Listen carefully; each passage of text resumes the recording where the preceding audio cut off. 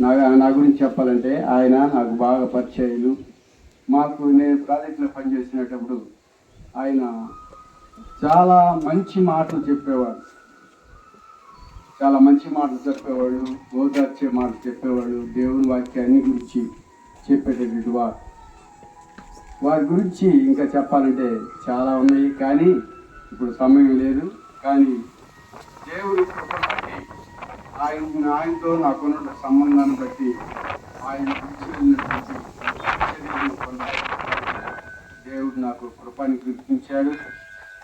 దేవుని యొక్క పరిచర్యని ఇంకా ముందుకు తీసుకెళ్లాలని, సంఘాభివృద్ధి కోసం మీరందరూ ప్రార్థన చేయాలని దేవుడిపేట మనవి చేస్తున్నాను.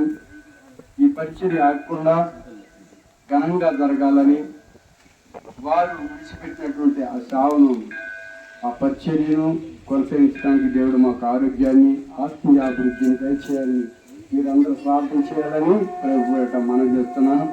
దేవుడి ఇచ్చిన పాఠం సిస్టర్ గారు వచ్చి కొద్ది నిమిషాలు అది పరీక్షలు తెలుసుకోవాలి. నాన్నగారి గురించి, కుటుంబంలో పడుకున్న గురించి, ప్రేమ అనురాగాల గురించి మనతో మాట్లాడుతున్నప్పుడు చక్కగా విందాం. ఈ సమయాన్ని సిస్టర్ గారికి అప్పగిస్తున్నాను.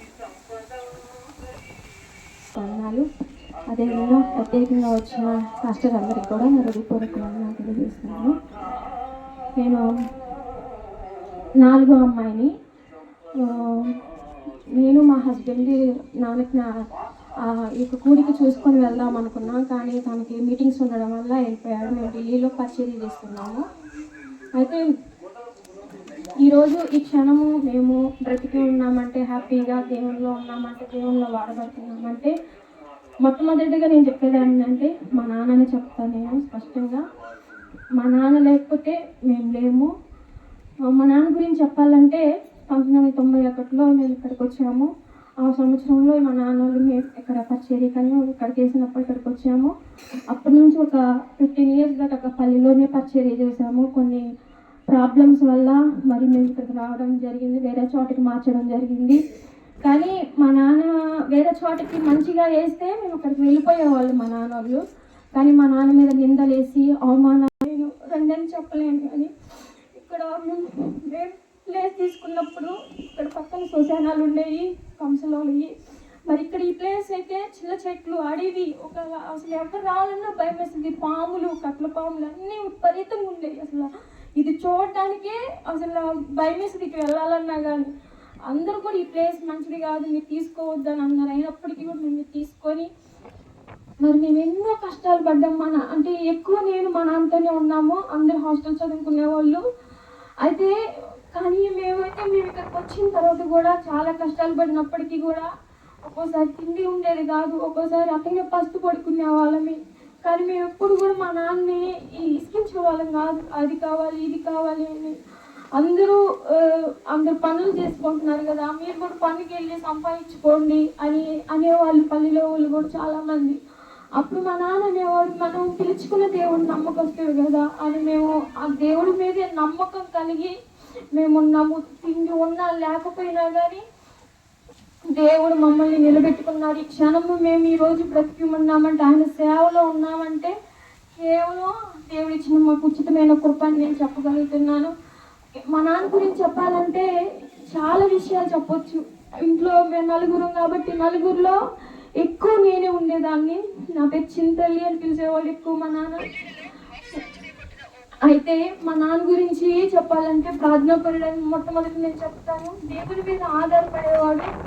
ఆయన ఏది మెసేజ్ చెప్పాలన్నా, వాక్యం చెప్పాలన్నా కూడా మా నాన్న ఏం చేసేవాడంటే 2-3 రోజులు ప్రార్థించి ప్రార్థన పూర్వకంగా వాక్యం ప్రిపేర్ అయ్యి చెప్పేవాడు. కుర్చీలో కూర్చొని అలాగే బైబిల్ ధ్యానిస్తూ ఉండేవాడు. ప్రార్థన చేసుకుంటాడు. మనం ఎప్పుడన్నా వాష్రూమ్ కానీ లేచినా కానీ కూర్చొని ధ్యానిస్తూ ఉంటాడు. నాన్న ఇంకా పడుకున్నా, నాకు చాలే నాన్న, రేపు చదువుకుందిలే నాన్న అంట. నేను కాదమ్మా ఇది కంప్లీట్ అయిపోతే పడుకుంటాను అనేవాడు. నాకైతే చాలా ఆయనతో ఉన్న ప్రేమ అంతా ఇంత కాదు. నిజంగా చెప్పాలంటే లాస్ట్కి కూడా మా నాన్న నేను నా దగ్గర ఉండి ఎంచుకున్నప్పుడు కూడా ఎక్కువ నాతో చాలా ఫ్రెండ్లీగా మాట్లాడు. ఆయనకున్న సమస్యలు అన్నీ కూడా నాకు చెప్పేవాడు మా నాన్న. అందరికీ చెప్పడు కానీ ఎక్కువ నేను మా నాన్నతో ఫ్రెండ్గా సరదాగా చాలా హ్యాపీగా ఉండేవాళ్ళం మేమిద్దరం.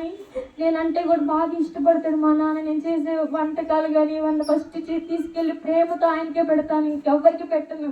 మా అమ్మకు కూడా పెట్టను. మా అమ్మ కూడా అనేది మీ నాన్నకే తీసుకెళ్ళి పెట్టు అంటుంది. నిజంగా దాన్ని వండినప్పుడు కూడా చాలా ఇష్టపడతాడు.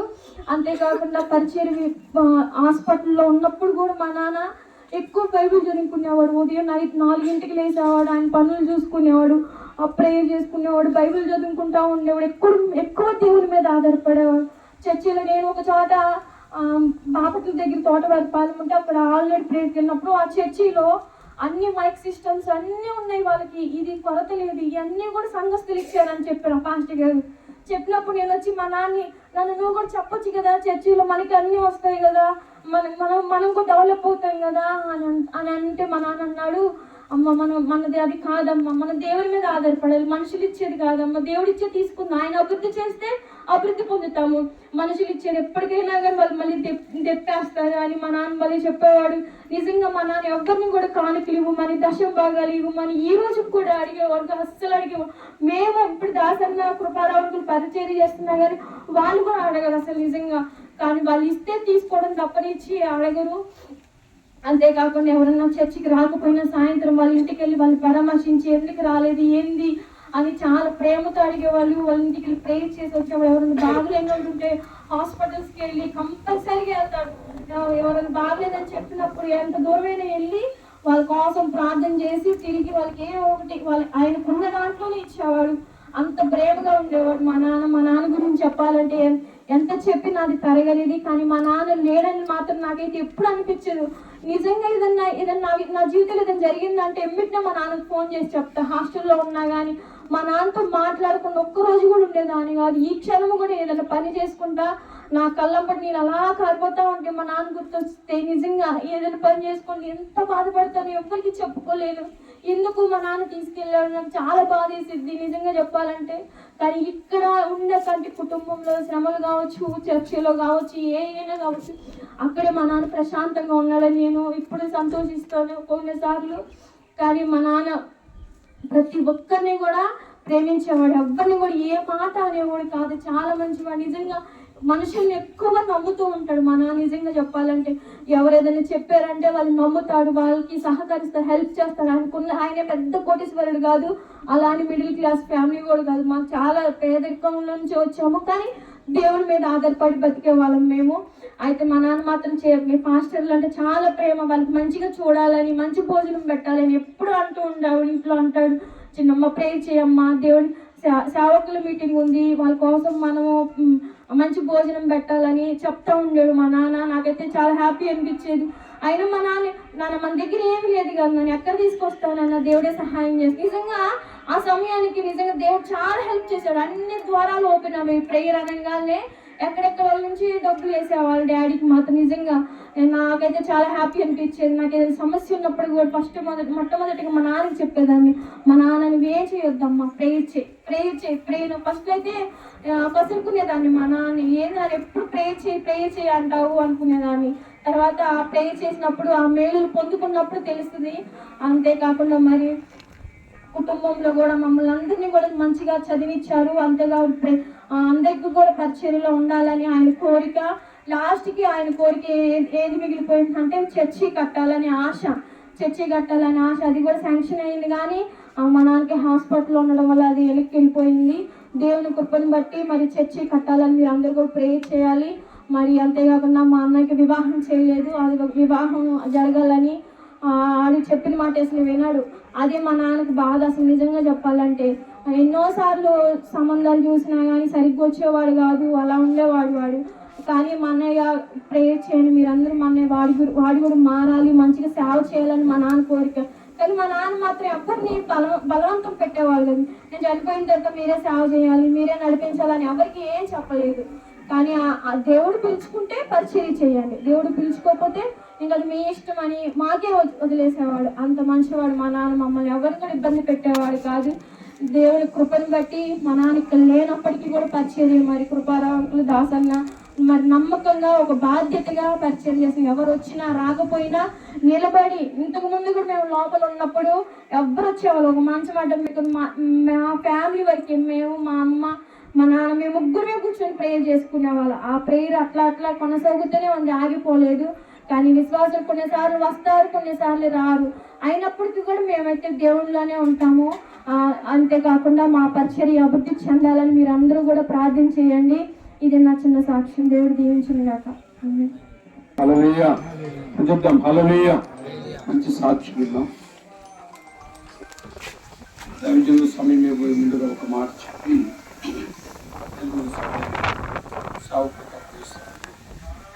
జాన్ ప్రసాద్ అయ్య గారు అసలు నాకు తెలియదు. నేను జాన్ ప్రసాద్ అయ్య గారికి తెలియదు. మాది బాపట్ల ఏరియా. నన్ను దేవుడు సావుకు పిలిచినప్పుడు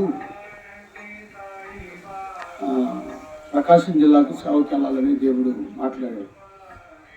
ప్రకాశం జిల్లాలో ఎక్కడ ప్రభు అని 40 రోజులు ఉపవాసం ఉన్నాం. ఆ 40 రోజుల ఉపవాసాల్లో దేవుడు మరలా మాట్లాడు, జరుగుమల్లి మండలాన్ని సేవకి వెళ్ళమని. మేమందరం నవ్వుకునేవాడు. జరుగు మళ్ళీ జరుగు. ఇట్లా మేము మా ఆత్మీయ స్నేహితులు, మా తోడు సహోదరులు, ఈయన జరుగుమల్లి మండలానికి వెళ్తున్నాడు, ఆ మండలం పేరు అట్లుంది అన్నట్టుగా మేము కొంచెం నవ్వుకుంటూ ప్రభుని స్తుతించేవాళ్ళం, ప్రార్థన చేసుకోవాలి. నేను ఈ జరుగుమల్లి మండలానికి ప్రభుని అడిగాను, ఎక్కడికి వెళ్ళాలి ప్రభు అని అడిగినప్పుడు స్పష్టంగా దేవుడు తోమాడ గ్రామాన్ని చూపించాడు. నేను తోమాడ గ్రామం అప్పటికి నాకు తెలియదు, ఎక్కడుందని వెతుక్కుంటూ వచ్చాను. ఆ గ్రామమే తెలియదు నాకు. ఆ రూటు కూడా కొండే రూటు కూడా ఎప్పుడు నేను చూడలేదు. నేను వచ్చినప్పుడు వీతి మిషన్ తరఫున ఈశ్వర్ అన్నగారి తరఫున వచ్చారు. అన్నగారు ఒంగోలులో ఉండేవాళ్ళు, జాన్ ప్రసాద్ అయ్య గారు చిరుకులపాడులో ఉండేవాడు, ఎప్రాయం అని ఒక అతను ఉండేవాడు. ఇక్కడ గుర్తుందో లేదు. ఆ కాలం 2002లో నేను ఇక్కడికి వచ్చి ఫస్ట్ జాన్ ప్రసాద్ అయ్య గారిని చూశాను. జాన్ ప్రసాద్ అయ్య గారు నన్ను చాలా ప్రేమించిన వ్యక్తి. చెప్పాలంటే ఆయన సౌమ్యుడు. ఆయన గురించి చెప్పాలంటే తొందరపడే మనిషి కాదు. ఆయన ఏ విషయంలో చాలా నిదానం.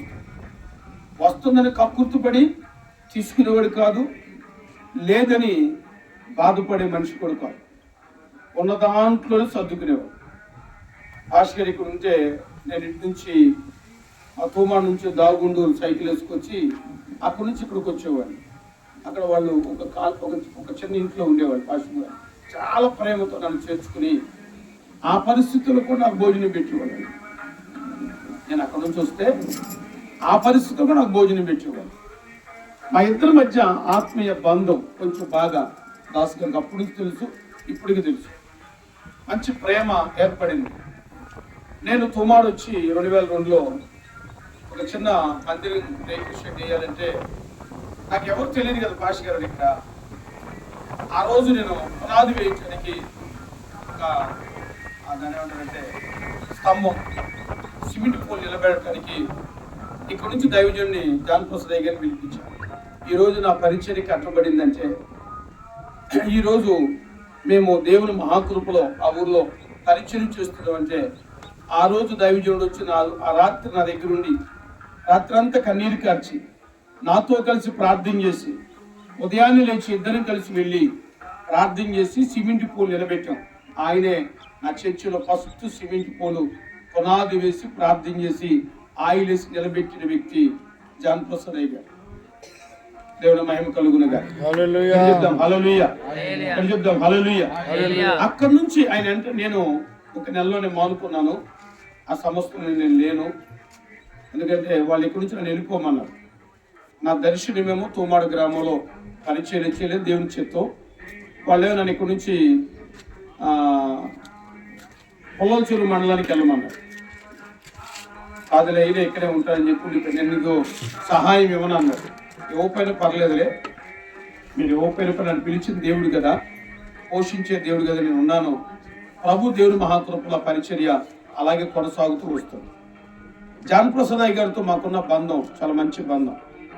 ఆయన అంటాడు, ఇంతకుముందు అమ్మాయి చెప్పినట్లుగా, అయ్యగారు ప్రార్థన చేయండి, సేవకులకు మంచి సహాయం ఇవ్వాలి మనం. ఈ మాట మీకు గుర్తుందో లేదు. ఆయన ఏమంటాడంటే, ఇంట్లో ఏముండో, పరిచర్య కట్టబడలేదు, ఇక్కడ చాలా ఇబ్బందులు. అమ్మాయి చెప్పింది కదా, చాలా ఇబ్బందులు. ఈ స్థలం కొనకముందు అంతా శిల చెట్లు, ఆ పక్కన ఒక ఇల్లు ఉండేది పాడుపడిపోయి, పాములు, వాళ్ళు అక్కడ ఉండేవాళ్ళు. ఈ స్థలం తీసుకున్న పరిస్థితులు చాలా, అసలు ఆ ఇంట్లో పరిస్థితి చాలా ఎలా ఉండేది అలా ఉండేవి. మా ఆడపిల్లలు ఇలాంటి పరిస్థితుల్లో దైవజనుడు అంటాడు, అయ్యగారు ప్రార్థన చేయండి, మన సేవకులకు మంచి సపోర్ట్ ఇవ్వాలి. ఎంత ఇద్దాం అయ్యగారు అంటే ఆయన అనేవాడు, నెలకు 6 ఏళ్ళు అనేవాడు సేవకుడికి. ఆయన కోరిక అంటే ఒక మంచి సపోర్ట్ మనం ఇవ్వాలి. ఇచ్చే స్థాయికి దేవుడు మనం తేవాలి. అలా చెప్పాలి. చెప్పండి.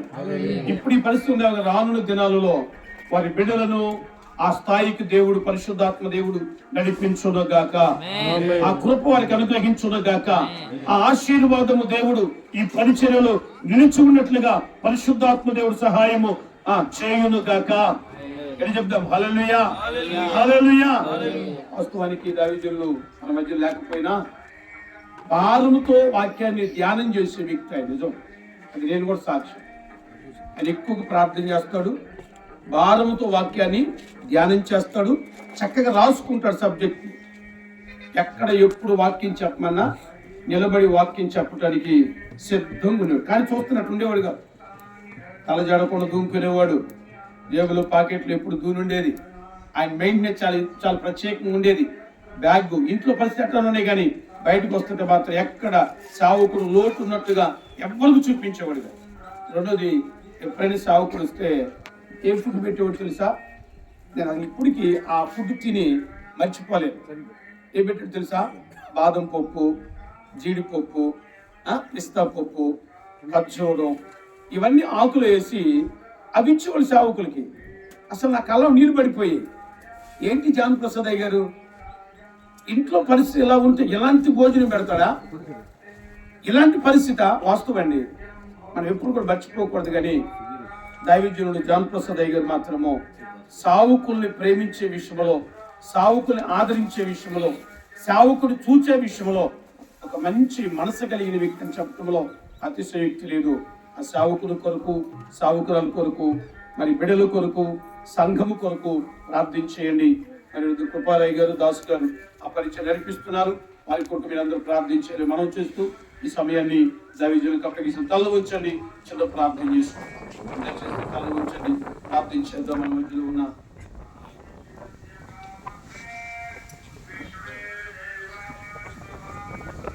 సురేష్ గారు వచ్చి మన ప్రార్థనల ముందుకు నడిపిస్తారు. తర్వాత సహోదరులు మళ్ళీ దైవజనులు వారి పరిచయం ముందుకు తీసుకుపోతారు. ప్రార్థన చేసుకుంటారు.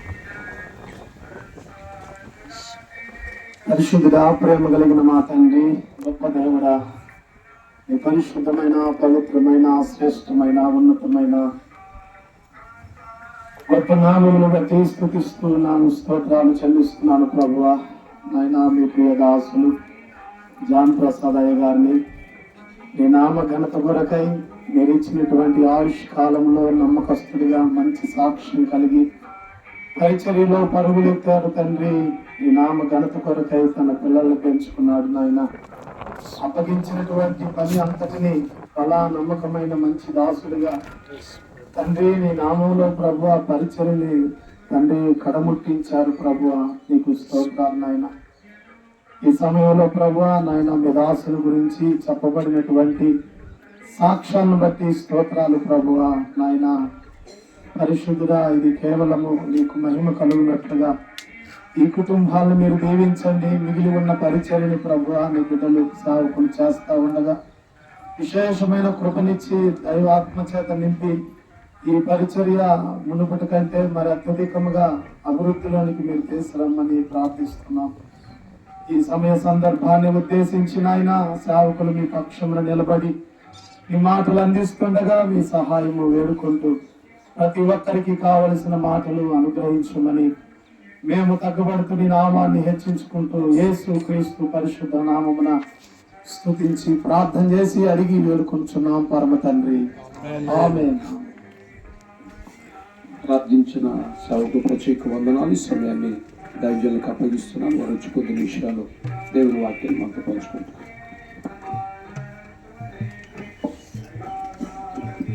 చదువుమల్లి మండలం దైవ సేవకులందరికీ నా హృదయపూర్వక వందనాలు తెలియజేస్తున్నాను. ఇదే సమయంలో అంగుటూరు మండలంలో ఉన్న దైవ సేవకులు కూడా ఇక్కడ ఉన్నారు. వారికి కూడా నా హృదయపూర్వక వందనాలు. అదే సమయంలో మరి విడువబడిన కుటుంబం సహోదరి అలాగే శాంతసాగర్ గారి యొక్క మార్పులు గాడ్ కుమారుడు వారు కూడా నా హృదయపూర్వక వందనాలు తెలియజేస్తున్నాను. అదే సమయంలో ఇక్కడ సంఘం ఉంది. సంఘాన్ని నడిపించేటువంటి పరిచయం చేసేవారు ఉన్నారు. ఇక్కడ సహోదరులు దాస్ గారికి అలాగే కృపారావు గారికి కూడా నా హృదయపూర్వక వందనాలు తెలియజేస్తున్నాను. ఈ సమయంలో మీకు బాగా తెలుసు 2000 ఇయర్లో అనగా 2000 సంవత్సరంలో ఆస్ట్రేలియా నుంచి వచ్చిన దైవ సేవకుడు ఒరిస్సా ప్రాంతంలో చనిపోయాడు. హతసాక్షి అయ్యాడు. గ్రహం స్టెయిన్స్ గారు హతసాక్షి. మరి ఆ సమయంలో గొప్ప రివైవల్ అంటే గొప్ప ఉత్సవం వచ్చింది. ఎంత గొప్ప ఉత్సవం అంటే దాదాపు 120 గ్రామాలలో 120 విలేజెస్ 120 గ్రామాలలో మంచి రివైవల్ వచ్చింది. ఆ గ్రామాల్లో ఉన్న ప్రజలందరూ కూడా టంగుటూరు మండలంలో ఎలిమెంటరీ స్కూల్ ఆవరణంలో సమావేశమయ్యాం. మరి దేవుని యొక్క మహాకృపను బట్టి ఒక మెమోరాండం మండల రెవెన్యూ ఆఫీసర్ గారికి ఇచ్చాం. క్రైస్తవుల మీద దాడులు జరుగుతున్నాయి, క్రైస్తవ సేవకుల మీద దాడులు జరుగుతున్నాయి కనుక వాటిని మేము ఖండిస్తున్నాం. దైవ సేవకుల యొక్క ప్రాణాలకు భద్రత కల్పించాలని ఒక మెమోరాండం మండల రెవెన్యూ ఆఫీసర్ గారికి ఇచ్చాం. ఆ తర్వాత 2000 ఇయర్లో మరి 3 మండలాలు కలిపి 120 మంది దైవ సేవకులందరూ కూడా మేము అందరిలో ఉన్న మారుతి సినిమా హాల్లో సమావేశమయ్యేవారిని. కొద్దిమంది దానిలో నాయకత్వం వహించాం. ఎక్కువ మంది సభ్యులుగా చేర్చబడ్డారు దైవ సేవకులు.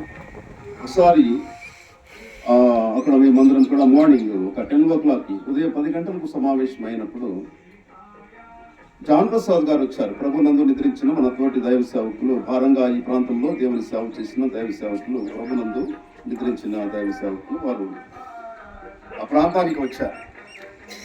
వచ్చినప్పుడు ఒక డిఫరెంట్ పర్సన్గా నాకు కనిపించారు. ప్రత్యేకమైన వ్యక్తిగా white and white pant shirt వేసి ఒక ప్రత్యేకమైన వ్యక్తిగా నాకు కనిపించినప్పుడు నేను అతని దగ్గరికి వెళ్ళాను. అయ్యా మీరు ఎక్కడి నుంచి వచ్చారు అని మరి జాన్ ప్రసాద్ గారిని అడిగినప్పుడు జరుగుమల్లి మండలంలో చిరుకురుపాడు గ్రామంలో నేను సేవ చేస్తున్నానయ్యా, నా పేరు జాన్ ప్రసాద్ గారు అని చెప్పారు. అప్పటి నుండి మాకు పరిచయం ఏర్పడింది. ఆ పరిచయం దాదాపు ఆయన చనిపోయేంత వరకు కొనసాగింది. ఆయన చనిపోయిన తర్వాత మరి ఆ పరిచయం అనేది ఒకవేళ ఆగిపోయినా వారి కుటుంబంతో వారు చేస్తున్న పరిచయం జరిగిస్తున్నటువంటి వారితో మాత్రం ఆ సహవాసం అనేది అలాగే కొనసాగుతూ వస్తుంది. ఆ ప్రక్రియలో మమ్మల్ని ఇక్కడికి ఈ జ్ఞాపకార్థ కూడికకు వారు ఆహ్వానించారు. అందుని బట్టి నేను దేవుని స్తుతిస్తున్నాను. పిల్లరా మరి నెక్స్ట్ మెసేజ్ కూడా ఉంది లేదో అన్న విషయం నాకైతే తెలియదు, కానీ నేను ఒక ఫ్యూ మినిట్స్ కొద్ది నిమిషాలు దేవుని యొక్క వాక్యాన్ని మీతో పంచుకుంటాను. మరి భక్తుడు ఏమన్నాడంటే, అగస్టీన్ అనేటువంటి భక్తుడు ఏమన్నాడంటే, ఎందుకు ఈ మాట చెప్తున్నానంటే సోదరి చాలా దుఃఖంలో ఉంది. నేను గమనించాను, సోదరి చాలా దుఃఖంలో ఉంది. ఒక భక్తుడు అంటే అగస్టీన్ అనేటువంటి ఒక బైబుల్ పండితుడు ఒక మాట అన్నాడు, మానవ జీవితం అనేది ఏడ్పుతో ఆరంభమవుతుంది, మూలుగుతో ముగుస్తుంది అని అన్నాడు. ఏడ్పుతో ఆరంభమవుతుంది. దీన్ని కొంచెం పైకి పెడతారా, లేకపోతే బైబుల్ చదవకుండానే నేను చెప్పాల్సి వస్తుంది. పర్వాలేదు. పెద్ద స్టాండ్ ఉంటుంది.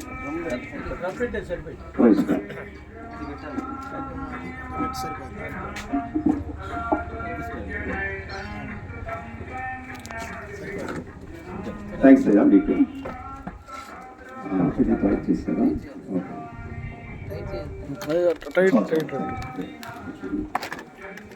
అలాంటి దైవ సేవకుడు చాలా మోస్ట్ సీనియర్ పర్సన్ ఒక అగస్టీన్ గారు అనేటువంటి ఒక దైవ సేవకుడు ఈ మాట అన్నారు. మానవుని యొక్క జీవితం ఏడ్పుతో ఆరంభమవుతుంది, మూలుగుతో ముగుస్తుంది అని చెప్పారు. నేను వాస్తవానికి ఆ మాటకు ఏకీభవిస్తాను. ప్రియులారా, మనము దైవ సేవకుని యొక్క మరణాన్ని జ్ఞాపకం చేసుకుంటూ ఇక్కడ సమావేశమయ్యాం, ఈ ప్రార్థనా మందిరంలో, అలాగే కుటుంబంలో. దేవుని యొక్క వాక్యాన్ని చదువుకుందాం. ద్వితీయోపదేశకాండం మరి చాప్టర్ 34లో ద్వితీయోపదేశకాండానికి 34వ అధ్యాయమే చివరి అధ్యాయము. అందులో 5వ వచనాన్ని చదువుతాను.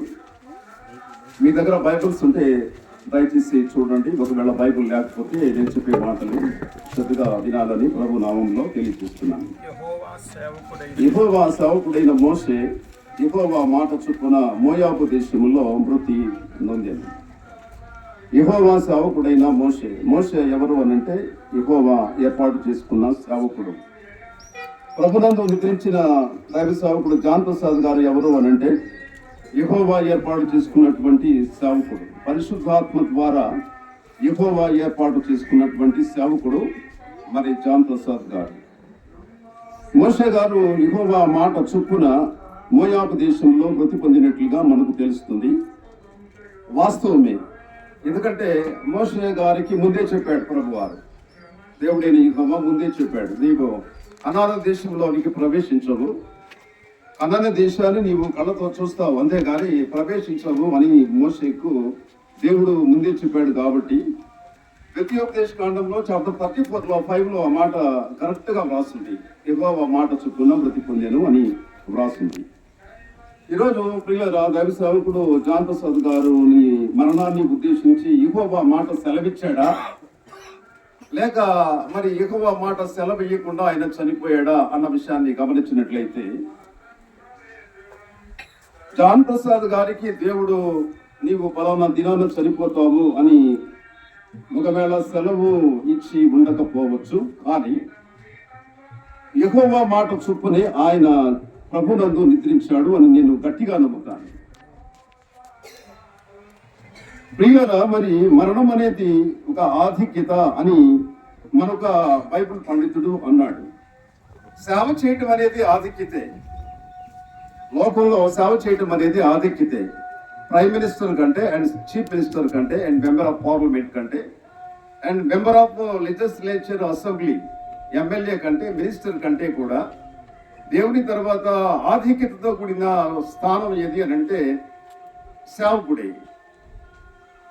ఎందుకంటే సేవకుడు ఒక వ్యక్తికి ఆశీర్వాదాలు అందించగలడు దేవుని ద్వారా. అదే సమయంలో దైవ సేవకుడు ఒక వ్యక్తిని దేవుని వాక్యంతో పరలోకానికి చేర్చగలడు. అందువలన రెండవ స్థానము దైవ సేవకునికే దక్కుతుంది. కనుక ప్రియులారా, మరి సేవ చేయటం అనేది ఆధిక్యతే. అదే సమయంలో మరణం కూడా ఆధిక్యతే అన్న విషయాన్ని మనం తెలుసుకోవాలి. చాలా మంది ఏమనుకుంటారంటే మరణం ఎలా ఆధిక్యత అవుతుంది, దానికి ఏమైనా రీజన్స్ బైబిల్ గ్రంథంలో ఉన్నాయా అని అంటే, so many reasons is here in the Bible. బైబిల్లో చాలా రీజన్స్, చాలా కారణాలు మరణం ఆధిక్యత అని చెప్పడానికి చాలానే ఉన్నాయి. అవన్నీ కూడా ఇప్పుడు ధ్యానం చేయడానికి మనకు సమయం సరిపోదు, కానీ ఒక 3 విషయాలు మీకు జ్ఞాపకం చేస్తాను. ఫిలిప్పీలకు రాసిన మొదటి పత్రిక, క్షమించండి, ఒకే పత్రిక ఉంటుంది. ఫిలిప్పీలకు రాసిన పత్రిక మొదటి అధ్యాయంలో, ఇది రీజన్ కాదు పౌలు గారు ఇచ్చిన స్టేట్మెంట్, ఇది రీజన్ కాదు పౌలు గారు ఇచ్చినటువంటి స్టేట్మెంట్. ఫిలిప్పీ పత్రిక మొదటి అధ్యాయంలో 21వ వచనంలో ఏముందంటే, నా మటుకు బ్రతుకుట క్రీస్తే, చావైతే లాభము అని ఉంది. బ్రతుకుట క్రీస్తే, చావైతే లాభము అని పౌలు గారు ఒక మంచి స్టేట్మెంట్ ఇచ్చాడు. యేసు ప్రభువారు ఏర్పాటు చేసుకున్న 12 మంది కూడా ఇలాంటి స్టేట్మెంట్ ఇవ్వలేదు. ఆ తర్వాత క్రీస్తు శకము 2వ శతాబ్దంలో ఉన్న సేవకులు కూడా ఇలాంటి మంచి స్టేట్మెంట్ ఇప్పటి వరకు ఇవ్వలేదు. అలాగే 21వ శతాబ్దంలో, మొదటి శతాబ్దం నుండి 21వ శతాబ్దం వరకు కొనసాగినటువంటి ఏ సేవకుడు కూడా చావైతే లాభము అనేటువంటి స్టేట్మెంట్ ఎవరు కూడా ఇవ్వలేదు. కేవలం ఇలాంటి మంచి స్టేట్మెంట్ ఇవ్వగలిగిన దైవ సేవకుడు అపొస్తలుడైన పౌలు గారు అని చెప్పడానికి ఎటువంటి సందేహం అనేది లేదు. మరణం అనేది ఆధిక్యత అనేటువంటి విషయాన్ని చెప్పడానికి మరొక విషయాన్ని జ్ఞాపకం చేస్తున్నాను. ప్రియుల, లోకంలో ఉన్నప్పుడు మనము దేవుని ద్వారా కొన్ని పొందుకుంటాము. లోకంలో ఉన్నప్పుడు, అంటే ఇంకా కొంచెం డీటెయిల్గా చెప్పాలి అని అంటే అర్థమయ్యే విధంగా, బ్రతికి ఉన్నప్పుడు దేవుని ద్వారా కొన్ని మనం పొందుకుంటాం. ఫర్ ఎగ్జాంపుల్, దేవుని సేవ చేసే ఆధిక్యతను పొందుకుంటాం. దేవుని ద్వారా ఒక మంచి మందిరాన్ని మనం పొందుకుంటాం. ఆ తర్వాత ఉండడానికి మంచి నివాస గృహాన్ని మనం పొందుకుంటాం. ఆ తర్వాత బ్రతికి ఉన్నప్పుడు ఒక మంచి శ్రేష్టమైనటువంటి జాబ్, ఉద్యోగాన్ని కూడా మనం పొందుకుంటాం. ఆ తర్వాత మంచి పంట పండించగలిగిన, ధాన్యాన్ని పండించగలిగిన ఒక పంటను కూడా మనం భూమి మీద బ్రతికి ఉన్నప్పుడు పొందుకుంటాం. అయితే ఏమండి, చనిపోకుండా పొందుకోలేనటువంటివి కొన్ని ఉన్నాయి. చనిపోయిన తర్వాత మాత్రమే పొందుకునేవి కొన్ని ఉన్నాయి. మరలా చెప్తాను ఈ మాట. చనిపోకుండా కొన్ని విషయాలను, కొన్నింటిని దేవుని ద్వారా పొందుకోలేవు. చనిపోయిన తర్వాత మాత్రమే వాటిని పొందుకుంటావు. అందుకే ఆ మాటను దీర్ఘ దృష్టితో, పరిశుద్ధాత్మ ప్రేరణతో, ప్రార్థనా పూర్వకంగా ధ్యానం చేసిన పౌలు గారు, పరిశుద్ధాత్మ యొక్క పాదాల దగ్గర గడిపిన పౌలు గారు ఆ మాట చెప్పగలిగారు. చావైతే నాకు లాభమే అన్న విషయాన్ని ఆయన చెప్పగలిగారు. ఇంతకీ మరణించిన తర్వాత మనము ఏమి పొందుకుంటాము, ఆ ఆధిక్యతలు ఏంటి అని ఒక్కొక్క విషయాన్ని జ్ఞాపకం చేసుకున్నట్లుగానైతే 3 విషయాలు. దానిలో మొట్టమొదటి విషయం ఏమిటంటే, ఒక మనోహరమైనటువంటి ప్రదేశాన్ని చనిపోయిన తర్వాత మాత్రమే మనం పొందుకుంటాం. ఒక మనోహరమైన ప్రదేశాన్ని చనిపోయిన తర్వాత మాత్రమే పొందుకుంటాం. కొరింథీయులకు రాసిన 2వ పత్రిక 1వ వచనం, 5వ అధ్యాయం 1వ వచనం. నేను చదువుతాను. ప్రతి వచనాన్ని నేనే చదువుతాను. దయచేసి వాక్యం చెప్పేటప్పుడు వాక్యాన్ని చదివి అలవాటు నాకు ఉంది. ఎవరిని కూడా క్షమించండి, చదవమని నేను చెప్పను. చూడండి దయచేసి 5వ అధ్యాయంలో 1వ వచనం. భూమి మీద మన గుడారమైన ఈ నివాసము శిథిలమైపోయిందను, చేతి పని కాక దేవుని చేత కట్టబడినదియు నిత్యమైనదియునైన నివాసము పరలోకమందు మనకున్నదని ఎరుగుదుము అంటాడు.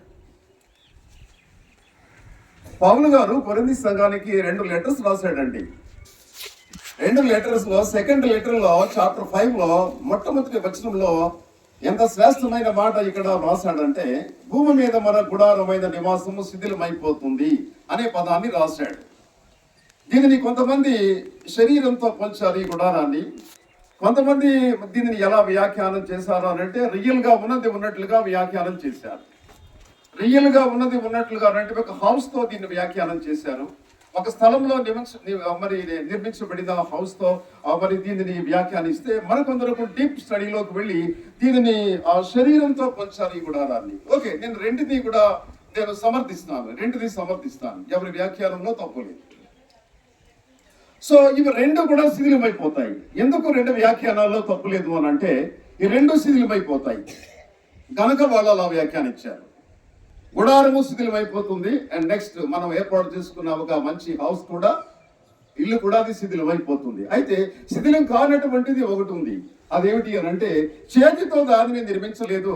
మరి అది చేతితో నిర్మించకుండా ఎలా కట్టబడింది అని అంటే, దేవుని చేత కట్టబడినదియు నిత్యమైనదియునైనా నివాసము పరలోకమందు మనకున్నదని ఎరుగుదుము అని అంటాడు. ఈ యొక్క నివాసాన్ని లేక ఈ స్థలాన్ని గురించి దీనికి 2 క్వాలిటీస్ ఇక్కడ పౌలు గారు జత చేసినట్లుగా మనకు తెలుస్తుంది. క్వాలిటీ నెంబర్ 1, లక్షణం మొదటిది ఏమిటి అని అంటే, దేవుని చేత ఇది కట్టబడింది. మన నివాసం లేక హౌస్ అది ఎలా కట్టబడింది అని అంటే, అది మానవుని చేత కట్టబడింది, ఇది దేవుని చేత కట్టబడింది. 2వ క్వాలిటీ, 2వ లక్షణము దీనికి ఏమిటి అని అంటే, నిత్యమైనది అని చెప్పన్నాడు. అంటే దిస్ ఈజ్ ది ఇటర్నల్, అంటే నిత్యము ఉండేటువంటిది ఈ స్థలం అనే విషయాన్ని ఇక్కడ పౌలు గారు కొరింథీ సంఘానికి చెప్పారు. కనుక ప్రియులారా, మరి ఈ స్థలాన్ని, ఈ ప్లేస్ ని ఎప్పుడు మనం పొందుకుంటాము అని అంటే, బ్రతికి ఉన్నప్పుడు దీన్ని పొందుకోలేము. 100 సంవత్సరాలు బ్రతకండి, 105 సంవత్సరాలు బ్రతకండి, లేకపోతే 110 years బ్రతకండి. ఈ మధ్య కాలంలో చాలా ఓల్డెస్ట్ పర్సన్ ఒక ముసలామని నేను చూశాను. 104 సంవత్సరాలు, కేవలం బోన్స్ మాత్రమే కనపడుతున్నాయి. ఏమీ లేవు ఇంకా ఆమె దగ్గర, కేవలం బోన్స్ మాత్రమే కనపడుతున్నాయి. చిన్న ఆహారం తీసుకుంటా ఉంది, వంగిపోయింది, ఇంకా 1 సంవత్సరాలు బ్రతుకుతుంది అని అన్నట్లుగా ఉంది ఆమె శరీరాన్ని చూస్తూ ఉంటే. కనుక ఇంకొక 5 సంవత్సరాలు బ్రతికి 110 years ఆమె బ్రతకవచ్చు, బట్ ఆమె చనిపోతుంది. ప్రియులారా, ఇక్కడ గమనించినట్లయితే ఇటర్నల్, నిత్యము ఉండేటువంటి స్థలము ఇది. ఈ స్థలంలో మనము ఎప్పుడు చేరుతాము అని అంటే, బ్రతికి ఉన్నప్పుడు చేరం, కానీ చనిపోయిన తర్వాత మాత్రమే చేరుతాం. అందుకే దీనిని ఆధిక్యత అని ఖచ్చితంగా మనం ధ్యానించవచ్చు. ఈ మధ్య కాలంలో పొలిటికల్ పార్టీస్ ఉన్నాయి కదండి. పొలిటికల్ పార్టీస్ లో ఒక పార్టీ విన్ అయింది కదా. ఆ పార్టీలో ఉన్నటువంటి ఒక వ్యక్తి 3 ఎకరాస్ అంటే 3 ఎకరాల స్థలాన్ని కొన్నాడు. ఒక ఎకరా స్థలం వాల్యూ 1,15,00,000 అంటే 1,15,00,000. ఒక ఎకరా వాల్యూ ఎంతండి? 1,15,00,000. 3 ఎకరాస్ కొన్నారు అంటే 3,45,00,000 3,45,00,000 రూపాయలు పెట్టి ఒక స్థలాన్ని కొన్నాడు. దేనికండి? మామిడి తోట పండించడానిక, సపోటా తోట పండించడానిక, గోధుమలు పండించడానిక, లేకపోతే వరి ధాన్యాన్ని పండించడానిక, దేనికోసం కొన్నాడు ఇది అంటే కేవలం తాను, తన భార్య, 2 పిల్లల నివాసం ఉండడానికి కొన్నాడు. 3,45,00,000 పెట్టి కేవలం భూమి మీద 70-80 సంవత్సరాలు జీవించడానికి ఒక స్థలాన్ని అతను కొన్నాడు. ఈ స్థలం కంటే కూడా అత్యంతమైన వాల్యుబుల్ ప్లేస్, అత్యంత విలువైన స్థలం ఇది. కొరింథీయులకు రాసిన 2వ పత్రిక 5వ అధ్యాయంలో 1వ వచనంలో చెప్పబడిన స్థలం. కనుక ప్రభునందు ప్రియులారా, ఈ స్థలాన్ని మనము చేరాలి అనంటే, దేవుడు ఈ స్థలాన్ని మనకు ఇవ్వాలి అనంటే, బ్రతికి ఉన్నప్పుడు ప్రభువైన యేసుక్రీస్తునందు విశ్వాసం ఉంచడం మాత్రమే కాకుండా మరి ఆయన కొరకు జీవిస్తూ మరి ఆయన నామంలో మనం చనిపోయినప్పుడు మాత్రమే దీనిని మనం తప్పనిసరిగా స్వతంత్రించుకోగలుగుతాం. కనుక ప్రియులారా, మనం గమనించినట్లయితే దీని గురించినటువంటి డీటెయిల్స్ ఇంకా అంటే ఈ స్థలాన్ని గురించినటువంటి డీటెయిల్స్ ఇంకా మనకి ఎక్కువగా కావాలంటే ఎక్కడ కనిపిస్తాయంటే రెవల్యూషన్ లో కనిపిస్తాయి. రెవల్యూషన్ అంటే ప్రకటన గ్రంథంలో 21 చాప్టర్ లో మరి 19th వర్డ్స్ లో మనకు కనబడుతుంది. 21వ అధ్యాయంలో ప్రకటన గ్రంథం 21వ అధ్యాయంలో 19వ వచనం నుండి 27వ వచనం వరకు దీని వివరణ కనిపిస్తా ఉంది. ఆ పట్టణపు ప్రాకారపు పునాదుల మూల్యమైన నానావిధ రత్నములతో అలంకరింపబడి ఉండెను. మొదటి పునాది సూర్యకాంతపు రాయి, 2వది నీలము, 3వది మునారాయి, 4వది పచ్చ. ఇవన్నీ చదవడానికి నాకు సమయం సరిపోదు కానీ దీని వివరణ ఇక్కడ ఉంది. 27వ వచనంలో ఈ ప్రదేశంలో ఎవరు ప్రవేశిస్తారో అన్న విషయాన్ని ఇక్కడ 27వ వచనంలో ప్రకటన గ్రంథకర్త యోహాను గారు రాశారు. గొర్రెపిల్ల యొక్క జీవ గ్రంథం ముందు వ్రాయబడిన వారే దానిలో ప్రవేశించును గాని నిషిద్ధమైనదేదైనను, అసహ్యమైనదేదైనను, అబద్ధమైన దానిని జరిగించి వాడైనను దానిలోనికి ప్రవేశింపరు. ఎవరు ప్రవేశిస్తారు? నిషిద్ధమైన వాని భూమి మీద ఇవ్వండి జరిగించే వారు ఎవరు కూడా ప్రవేశించరు. ఈ ప్రదేశంలో ఎవరు ప్రవేశిస్తారు అని అంటే గొర్రెపిల్ల జీవ గ్రంథములో వ్రాయబడిన వారు మాత్రమే దీనిలో ప్రవేశిస్తారు. జాన్ ప్రసాద్ గారు దీనిలో ప్రవేశించారు అన్న వాళ్ళు ఒకసారి మీరు చేయి చూపిస్తారా? జాన్ ప్రసాద్ గారు ఈ ప్రదేశంలో నిస్సందేహంగా ప్రవేశించారు. ఎందుకంటే ఆయన కేవలం యేసు ప్రభునందు విశ్వాసం ఉంచి గొర్రెపిల్ల జీవ గ్రంథములో పేరు లెక్కించుకోవడం మాత్రమే కాకుండా ఆయన మహిమ కొరకు మహిమార్థమైన సేవ ఎన్నో కష్టాల్లో బ్రదర్ చెప్పారు. ఇక్కడ మరి ఐజయ్ గారు చెప్పారు, చాలా చక్కగా ఇస్సాక్ గారు చెప్పారు. అన్ని చిన్న చెట్లే. అంతకుముందు వాళ్ళ డాక్టర్ చెప్పారు, 4th డాక్టర్ చెప్పారు. అన్ని చిన్న చెట్లు, కట్ల పాములు. ఎంత బాధాకరమైనటువంటి విషయం. బ్రతికి ఉన్నప్పుడు జాన్ ప్రసాద్ గారు ఈ స్థలాన్ని చూసి ఎంతో బాధపడి ఉంటారో, ఈ స్థలాన్ని మరి దేవుడు తన మహిమ కొరకు వాడుకున్న కలడవని ప్రార్థించి ఎంత ప్రార్థించుంటాడో మనం అందరం కూడా అలాగే ఊహించుకోవచ్చు. కనుక ప్రియులారా, గమనించినట్లయితే ఈ ప్రదేశంలో ఎవరు ప్రవేశిస్తారు అని అంటే చనిపోయిన తర్వాత మాత్రమే ఈ ప్రదేశంలో మనము దానిని స్వతంత్రించుకోగలుగుతాం. ఈ మొదటి ప్రియులారా, మన రెండవదిగా మరణం ఎందుకు ఆధిక్యత అయింది అన్న విషయాన్ని ఇంకొక మాట నేను చెప్పాలి మీకు. వాస్తవానికి మరి జాన్ చాప్టర్ 14 లో ఒక మాట ఉంది, చూద్దాం. జాన్ చాప్టర్ 14 లో మొదటి నుండి కొన్ని వచనాలు చదువుతాను. ఈ ప్రదేశాన్ని గురించి ఇంకా కొంచెం డీటెయిల్ గా, అంటే యాక్చువల్ గా సేవకులకి అన్ని కూడా ఇవన్నీ నేను చెప్పబోయేవన్నీ కూడా తెలుసు. ఒకవేళ విశ్వాసులకు ఈ విషయాలు కొన్ని తెలియకపోవచ్చును, కొన్ని తెలియవచ్చును. అందుకే చదువుతున్నాను. జాన్ చాప్టర్ 14 ఫస్ట్ నుండి చదువుతున్నాను. మీ హృదయం కలవరపడనీకుడి, దేవుని యందు విశ్వాసం ఉంచుచున్నారు, నా యందు విశ్వాసం ఉంచుడి. నా తండ్రి ఇంట అనేక నివాసములు కలవు, లేని ఎడల మీతో చెప్పుదును, మీకు స్థలము సిద్ధపరచ వెళ్ళుచున్నాను. నా తండ్రి ఇంట ఎక్కడంట? వింటున్నారు కదా దేవుని వాక్యాన్ని. ఆత్మ చెప్పుచున్న మాట చెవిగలవాడు పూరించండి. ఆత్మ చెప్పుచున్న మాట చెవిగలవాడు వినుగాక. ఎక్కడ రాయబడింది ఈ మాట? ప్రకటన గ్రంథంలో రాయబడింది, పలు పర్యాయాలు రాయబడి ఉంది. ప్రియులారా, గమనించండి. ఇక్కడ యేసు ప్రభు వారు 33 సంవత్సరాలు శరీరధారిగా ఉన్న కాలంలో శిష్యులతో చెప్పిన శ్రేష్టమైన మాట యోహాను గారు లిఖించారు. గ్రంథస్థం చేశారు. 14వ అధ్యాయంలో ఏ విషయాన్ని గ్రంథస్థం చేశారు అని అంటే, మరి పరలోకంలో ఉన్న స్థలాలను గురించి గ్రంథస్థం చేశారు. నా తండ్రి ఇంట నివాసాలు ఉన్నాయి, అనేక నివాసాలు ఉన్నాయి. ఎవరి కోసం చేస్తున్నాడు ఆయన? ఎవరి కోసం ఆ నివాసాలు ఉంటే ఆయన యందు ఎవరు విశ్వాసం ఉంచారో, ఆయన సేవ ఎవరు ఈ భూలోకంలో చేశారో వారి కోసం ఈ నివాసాలన్నీ. కనుక ఇవి ఎప్పుడు మనం స్వతంత్రించుకుంటాము అనంటే మరణించిన తర్వాతనే ఈ స్థలాన్ని స్వతంత్రించుకోవాలి అనంటే మరణించిన తర్వాతనే. కనుక మరణం అనేది ప్రతి క్రైస్తవుడికి అండ్ ప్రతి పాస్టర్ కి ఏమిటి, ప్రతి ఇవాంజలిస్ట్ కి అది ఒక ఆధిక్యత అని ఇందుకు మూలంగా నేను చెప్పగలుగుతున్నాను. అండ్ సెకండ్ వన్, రెండవదిగా మనం గమనించినట్లయితే మరణం ఆధిక్యత అనడానికి రీజన్ అవ్వచ్చు, మనము ఒక మంచి సహవాసంలోనికి వెళ్ళిపోతాం. రెండవది, మనం ఒక మంచి సహవాసంలోనికి వెళ్ళిపోతాం. దీన్ని ఎక్కడ చూపించాలని నేను అనుకుంటున్నాను అనంటే లూకా సువార్తలో 16వ అధ్యాయంలో 22వ వచనంలో చూపించాలని అనుకుంటున్నాను. కానీ దాన్ని చదవడానికి మనసు లేదు, కానీ ఆ సందర్భాన్ని మీకు వివరించి చెప్పడానికి మనసు ఉంది. అందరూ వింటున్నారు కదా? లూకా సువార్త 16వ అధ్యాయం 22వ వచనంలో ఏమండి ఒక మంచి ఆ సందర్భం అక్కడ ఉంది. ఇద్దరున్నారు అక్కడ. ఒక ఆయనేమో లాజరు, ఒక ఆయనేమో ధనవంతుడు.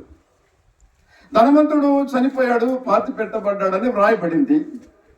ఆ తర్వాత మరి ఆ లాజరు ఉన్నారు. లాజరు మరి దేవదూతల చేత చనిపోయి దేవదూతల చేత కొనిపోబడ్డాడు అని వ్రాయబడింది. ధనవంతుడు ఎక్కడ ఉన్నాడు? వేదనా స్థలంలో వేదన చెందుతున్నట్లుగా మనం చూస్తాం. లాజరు ఎక్కడ ఉన్నాడు?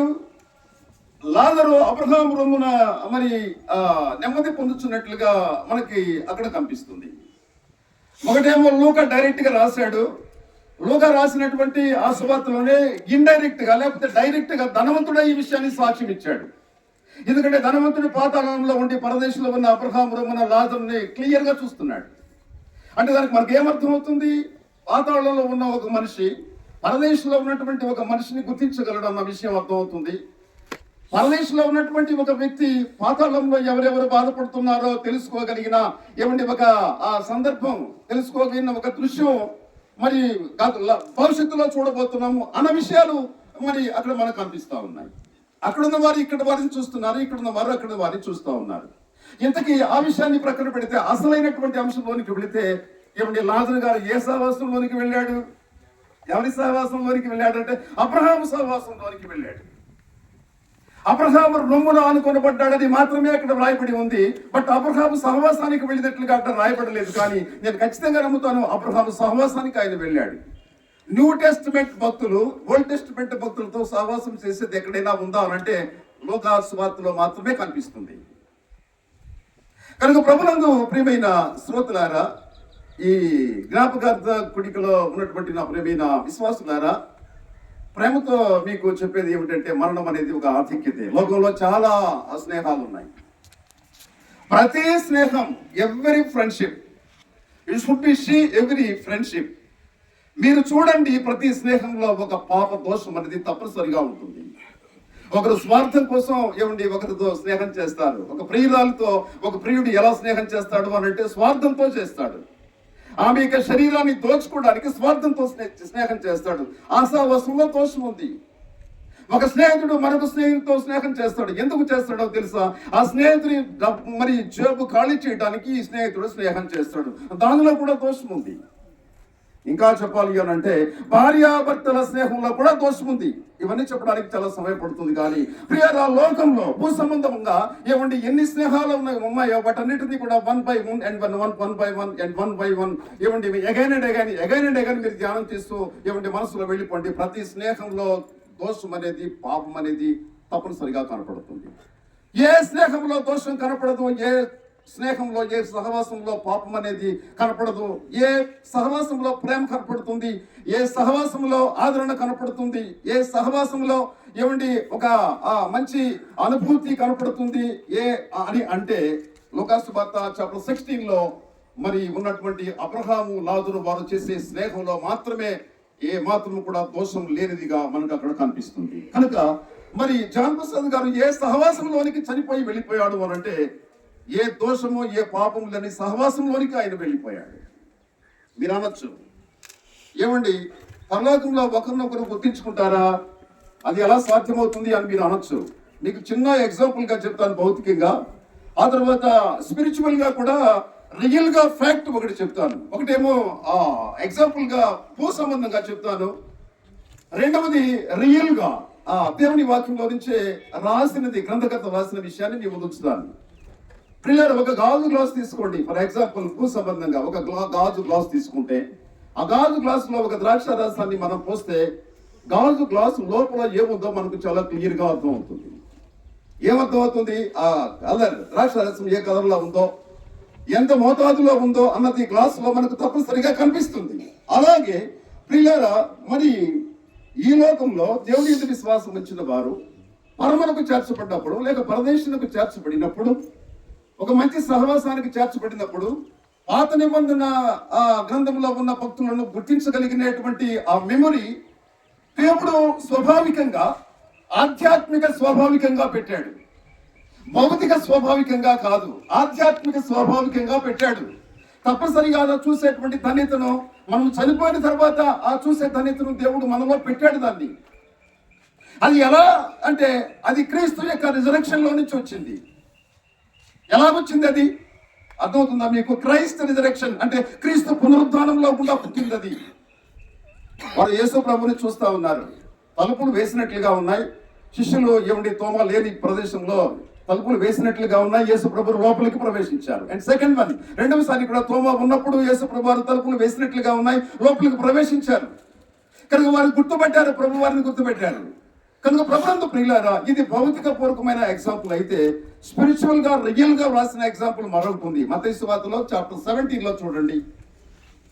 మత్తయి సువార్త చాప్టర్ 17 లో ఒక సందర్భంలో ఒక ముఖ్యమైన విషయం అక్కడ కనిపిస్తుంది. నేను చదువుతాను, తర్వాత థాట్ బంద్ చెప్పేసి ముగిస్తాను. ప్రియులారా, చాప్టర్ 17 లో మనము మొదటి వచనం నుంచి చదువుకున్నట్లయితే, 6వ దినమైన తర్వాత యేసు పేతురుని, యాకోబును, అతని సహోదరుడిని యోహానుని వెంట పెట్టుకుని ఎత్తైన ఒక కొండ మీద ఏకాంతంగా పోయి వారి ఎదుట రూపాంతరము పొందిన ఆయన ముఖము సూర్యుని వల్లే ప్రకాశించిన, ఆయన వస్త్రములు వెలుగు వల్లే తెలందం. ఆయన ఇదిగో మోషేయు ఎలీయాయు వారికి కనబడి ఆయనతో మాట్లాడుచుండరు. అప్పుడు పేతురు, ప్రభువా, మనం ఇక్కడ ఉండటం మంచిది. నీకు ఇష్టమైతే ఇక్కడ నీకు ఒకటయో, మోషేకు ఒకటయో, ఎలీయాకు ఒకటయో 3 పర్ణశాలలు కట్టుద్దునని యేసుతో చెప్పాను. ఏమిటి? చాప్టర్ 17 లో మత్తయి సువార్త 17వ అధ్యాయంలో యేసు ప్రభు వారు అందరినీ తీసుకొని రూపాంతరపు కొండ మీదకి వెళ్ళాలా? ఎంతమందిని తీసుకుని వెళ్ళాడు?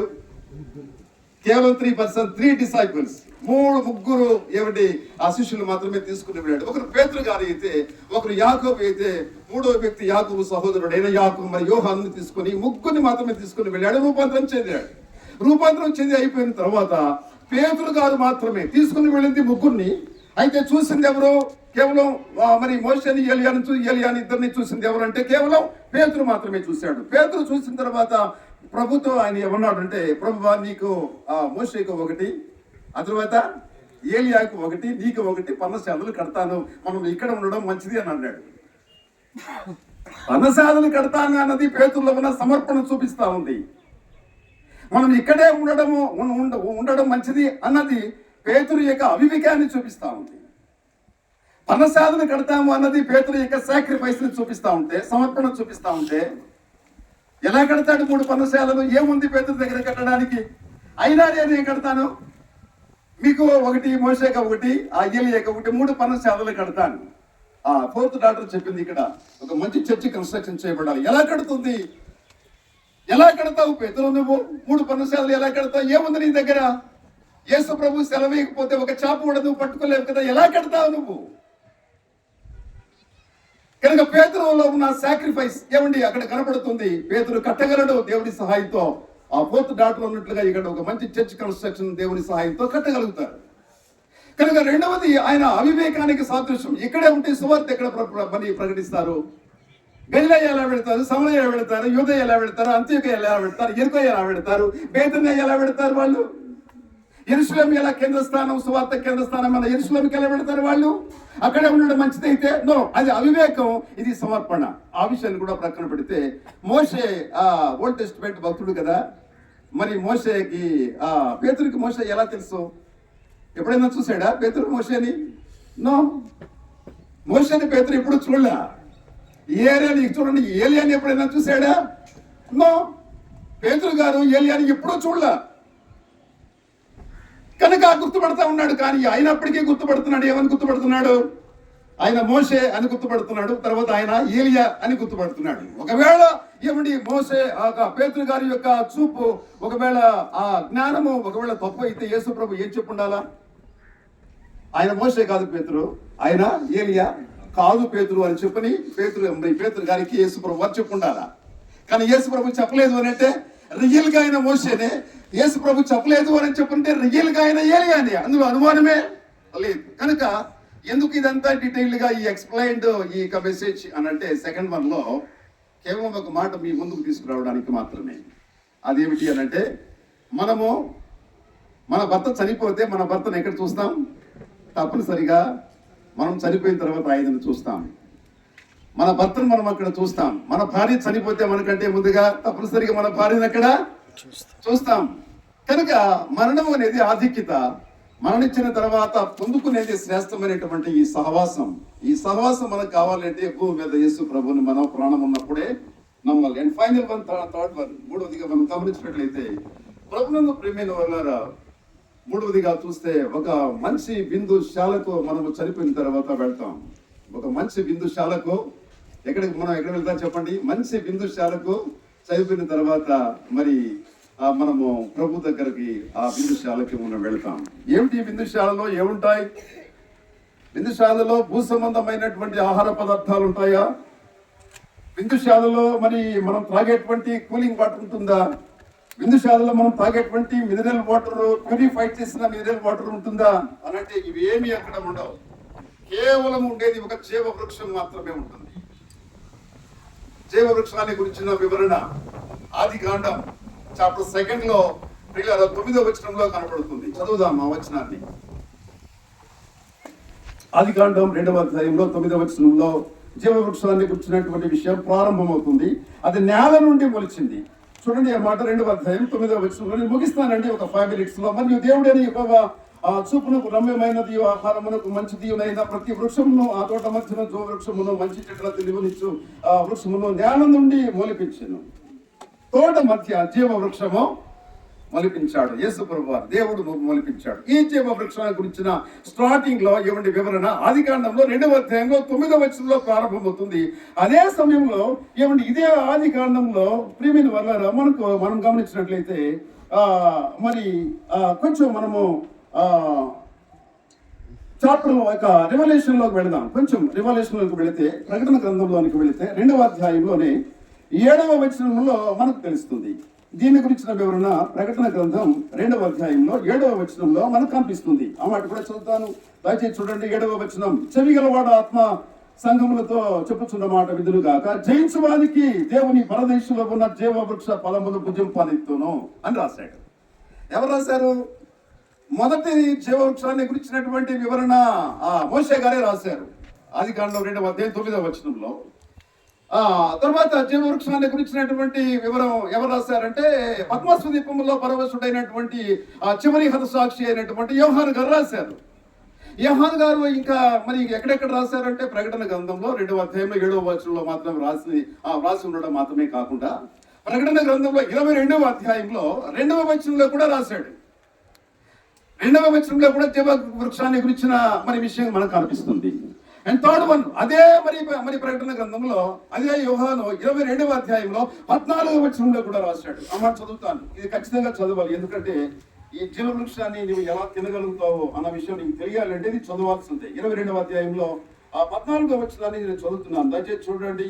కడపటి వాడను ఆదియో అంతమునై ఉన్నాడు, జీవవృక్షమునకు హక్కు గలవారై గుమ్మముల గుండా ఆ పట్టణములోనికి ప్రవేశించున్నట్లు తమ వస్త్రములను ఉతుకుకొనువారు ధన్యులు. జీవవృక్షమునకు హక్కు గలవారై గుమ్మముల గుండా ఆ పట్టణంలోనికి ప్రవేశించున్నట్లు తమ వస్త్రములను ఉతుకుకొనువారు ధన్యులు. జీవవృక్షాన్ని ఆ వృక్షం ఉండే స్థలానికి వెళ్ళాలి అని అంటే కొన్ని గుమ్మాలు దాటుకుంటూ వెళ్ళాలి అని వ్రాయబడింది అక్కడ. ఆ గుమ్మాలు దాటుకుంటూ వెళ్ళాలి అని చెప్పారంటే మొదట నువ్వు ప్రదేశంలోకి వెళ్ళాలి. ఆ ప్రదేశంలోనికి నువ్వు వెళ్ళాలి అని అంటే భూమి మీద దేవుని వాక్యాన్ని సేవకుడు చెప్పినప్పుడు వినాలి. తర్వాత చెప్పిన వాక్యాన్ని నీ హృదయానికి, నీ జీవితానికి అన్వయింపజేసుకోవాలి. నీ పాపాలు ఒప్పుకోవాలి.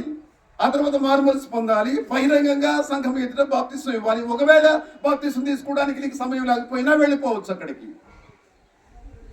కానీ ప్రభునందు ప్రియమైన వారలారా, ఈ జీవవృక్ష ఫలాలు ఏమండి, నీవు గుమ్మముల గుండా వెళ్ళి జీవవృక్ష ఫలాలు తినాలి అని అంటే నువ్వు ఇక్కడ చేయవలసింది అంటే నీ పాపాలు కడుక్కోవాలి, నీ వస్త్రాలు తెల్లని అవ్వాలి అన్న విషయాన్ని గమనించాలి. చిన్న ఎగ్జాంపుల్ కాదు, రియల్ గా ఉన్న మాట చెప్పి నమ్మకిస్తాను.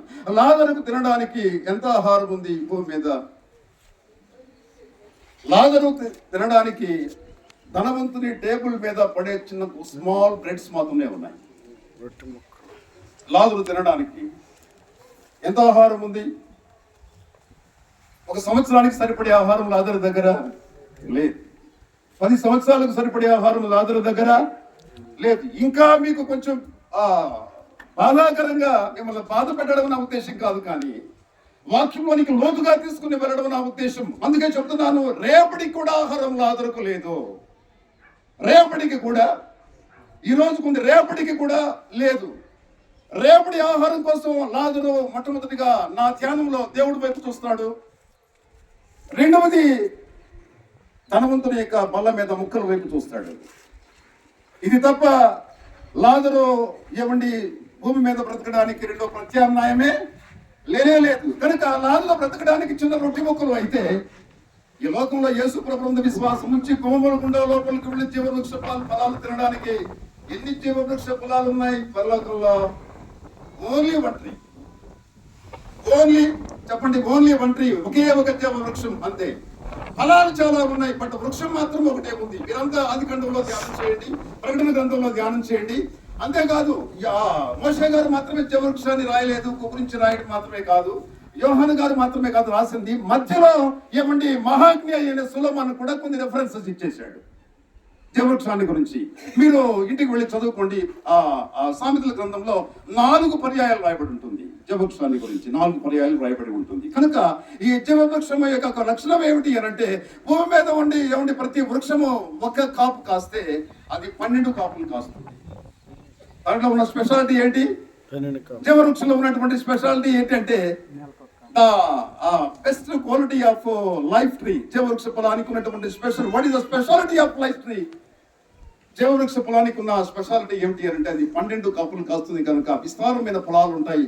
భూమి మీద నువ్వు లోకంలో ఉన్నప్పుడు, ప్రాణాలతో ఉన్నప్పుడు, యేసు ప్రభువునందు కోట్ల మంది విశ్వాసం ఉంచితే కోట్ల మంది ఏమిటి తినడానికి ఆ జీవవృక్ష ఫలాలు ప్రతి నెల కాపు కాస్తా ఉంటాయి. ఆ జీవవృక్ష ఫలం కావాలా?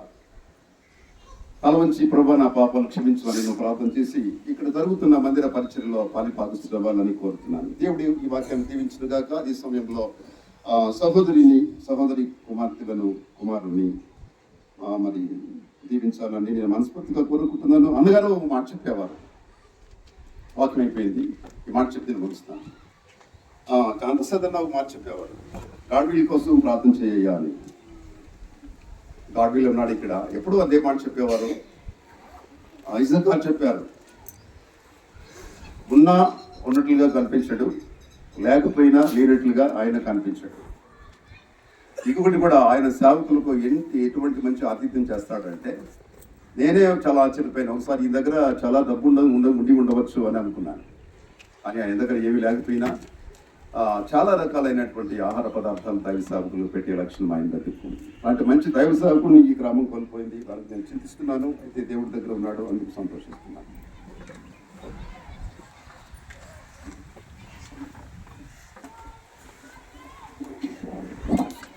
ప్రార్థన చేసుకున్నాం. దయచేసి ఒక నిమిషం అందరిలో ఉంచండి. రామప్రసాద్ గారు మన మధ్యలో లేకపోయినా కుటుంబానికి మాత్రం ఒక ఆదర్శంగా, సంఘానికి ఒక ఆదర్శంగా, ఈ లోకంలో ఒకవేళ తినడానికి రేపటికి ఏమి లేకుండా ఒకవేళ పరిచయంలో దేవుడి పిలుపులలో ఆయన ముందుకు కొనసాగిన గుమ్మములు దాచి జీవవృక్ష ఫలములు తినే ఆ మహిమ కలిగిన రాజ్యములో ఆయన ప్రవేశించాడు. ఆ మాట చెప్పడానికి ఎలాంటి సందేహం లేదు. మరి బిడ్డల కొరకు ప్రార్థించేద్దాం, సేవకురాల కొరకు ప్రార్థించేద్దాం.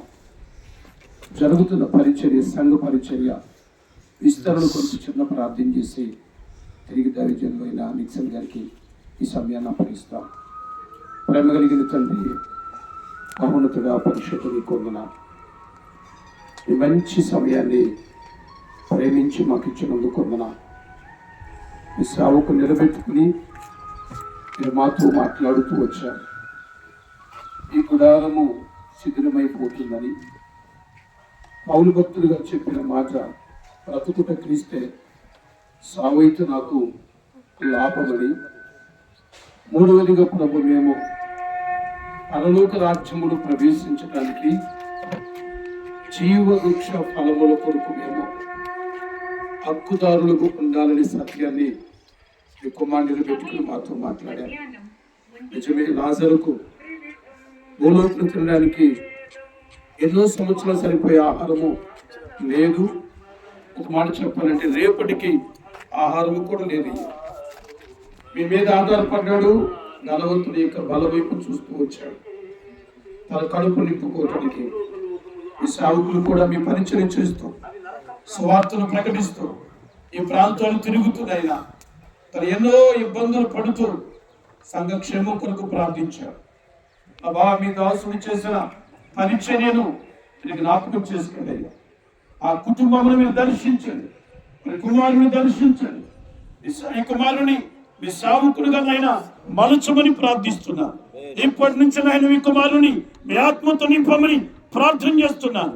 పరిశుద్ధాత్మతో నింపమని ప్రార్థన చేస్తున్నానయ్యా. సౌలును పౌలుగా మార్చగలిగిన దేవుడు అయ్యా. మీకంటూ అసాధ్యమైనది ఏది